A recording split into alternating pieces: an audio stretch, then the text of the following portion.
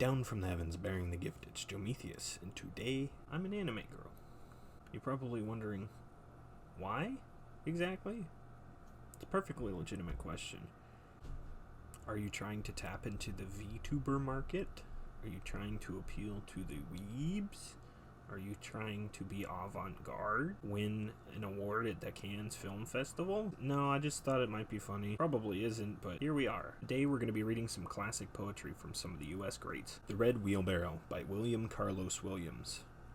So much depends upon a red wheelbarrow glazed with rainwater beside the white chickens. Now this is a very short poem. It's only 16 words long, and yet conveys so much. Hold on, it doesn't seem to be working quite how I want it. Let me fix this. Try and fix this a little bit.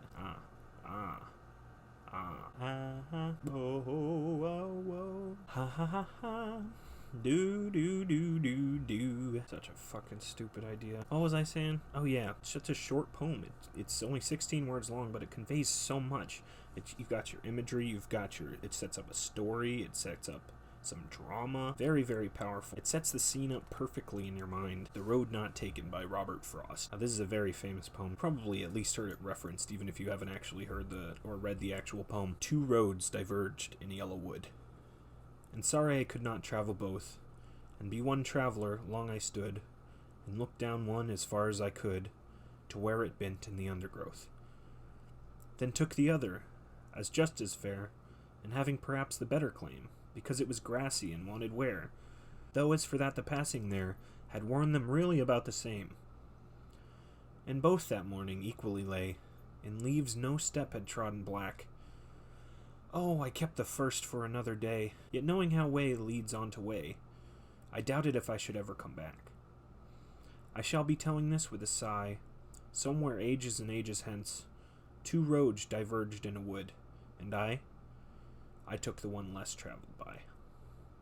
And that has made all the difference. Another example of a great poem. It's got a great use of imagery, and you kind of see everything laid out before you. A lot of Robert Frost's work has a lot of images of nature.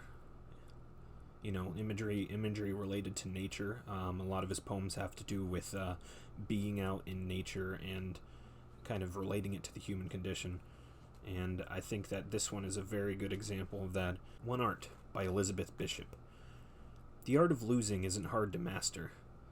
So many things seem filled with the intent to be lost that their loss is no disaster. Lose something every day, except the fluster of lost door keys, the hour badly spent. The art of losing isn't hard to master. Then practice losing farther, losing faster. Places and names and where it was you meant to travel. None of these will bring disaster. I lost my mother's watch, and look, my last or next to last of 3 loved houses went. The art of losing isn't hard to master. I lost 2 cities, lovely ones, and vaster. Some realms I own, 2 rivers, a continent. I miss them, but it wasn't a disaster. Even losing you, the joking voice, a gesture I love, I shan't have lived. It's evident the art of losing's not too hard to master, though it may look like, write it, like disaster. Now this poem's just kind of exploring the human condition a little bit. It uses words in a way that the other two didn't quite so much.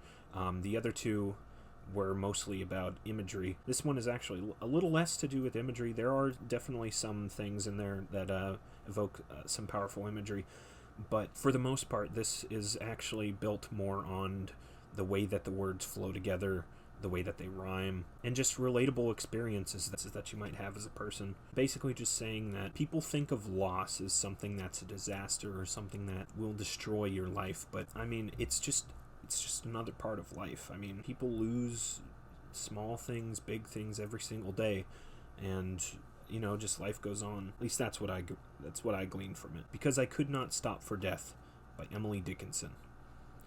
Because I could not stop for death, he kindly stopped for me.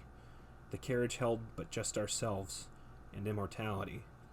We slowly drove, he knew no haste, and I had put away my labor and my leisure, too, for his civility. We passed the school, where children strove at recess in the ring. We passed the fields of gazing grain, We passed the setting sun. Or rather, he passed us. The dews drew quivering and chill. For only gossamer, my gown, my tippet, only twill. We paused before a house that seemed a swelling of the ground. The roof was scarcely visible, the cornice in the ground. Since then, 'tis centuries, and yet feels shorter than the day I first surmised the horses' heads were toward eternity. Very, very powerful poem, very beautiful. Definitely evokes a lot of imagery. I imagine that sunset and those fields of grain. As you're passing by, it's kind of just like you're thinking of your life as you're traveling on your way towards death.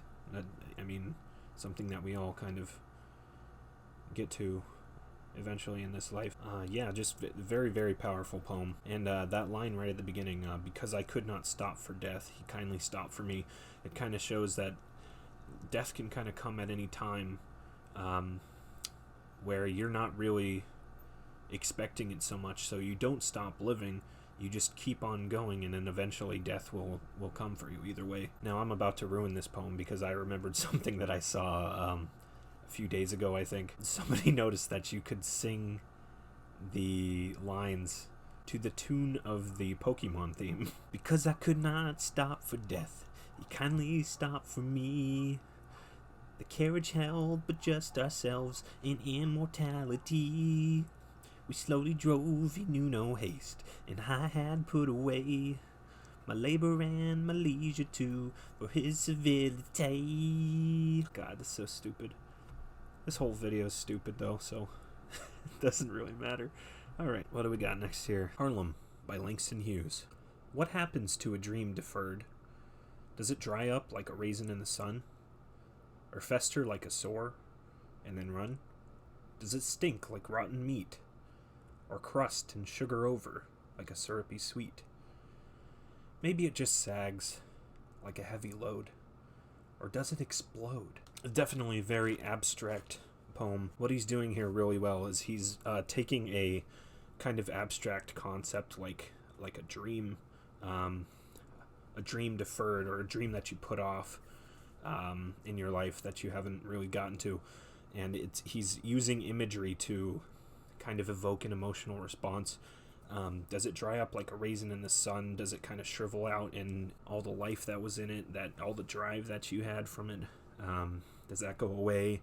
Does it fester like a sore and then run? Is it kind of like infection, like because you're not letting it free? Does it stink like rotten meat? Does it rot or crust and sugar over like a syrupy sweet? Like it's because it's still kind of a sweet idea, a sweet concept, but you're kind of just not really nurturing it like you might. Maybe just sags like a heavy load. Maybe just kind of sits there because you're not really doing anything with it.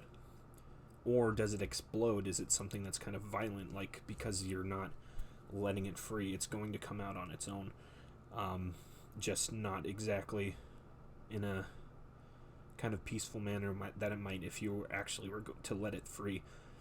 Very nice work. I'm trying to look for shorter ones just so that we can more of them in there, because we're going for quantity and maybe not so much, well, they are quality, they are all classics, but the video is not. Still I Rise by Maya Angelou. You may write me down in history with your bitter, twisted lies. You may trod me in the very dirt, but still, like dust, I'll rise. Does my sassiness upset you? Why are you beset with gloom? 'Cause I walk like I've got oil wells pumping in my living room, just like moons and like suns, with the certainty of tides, just like hopes springing high. Still, I'll rise. Did you want to see me broken? Bowed head and lowered eyes? Shoulders falling like teardrops, weakened by my soulful cries. Does my haughtiness offend you? Don't you take it awful hard, 'cause I laugh like I've got gold mines digging in my own backyard. You may shoot me with your words, you may cut me with your eyes, you may kill me with your hatefulness, but still, like air, I rise. Does my sexiness upset you? Does it come as a surprise that I dance like I've got diamonds at the meeting of my thighs? Out of the huts of history's shame I rise. Up from a past that's rooted in pain I rise. I'm a black ocean, leaping and wide, welling and swelling I bear in the tide. Leaving behind nights of terror and fear I rise, into a daybreak that's wondrously clear I rise. Bringing the gifts that my ancestors gave, I am the dream and the hope of the slave. I rise, I rise, I rise. Some poems are so good they just speak for themselves. Yeah, nothing I say in this stupid video is going to make that any more powerful. And finally, we're going to end on, this one is often used at funerals to honor somebody, send them off, called Do Not Go Gentle Into That Good Night by Dylan Thomas. Do not go gentle into that good night. Old age should burn and rave at close of day. Rage, rage against the dying of the light. The wise men at their end know dark is right. Because their words had forked no lightning, they do not go gentle into that good night. Good men, the last wave by, crying how bright their frail deeds might have danced in a green bay. Rage, rage against the dying of the light. Wild men who caught and sang the sun in flight, and learned too late they grieved it on its way. Do not go gentle into that good night. Grave men near death, who see with blinding sight, blind eyes could blaze like meteors and be gay. Rage, rage against the dying of the light. And you, my father, there on the sad height, curse, bless me now with your fierce tears, I pray. Do not go gentle into that good night. Rage, rage against the dying of the light. And that's about all I'm gonna do for today. I mean, this is a horribly stupid video, but I mean, should be pretty fun. Will I ever do something like this again? I have no idea.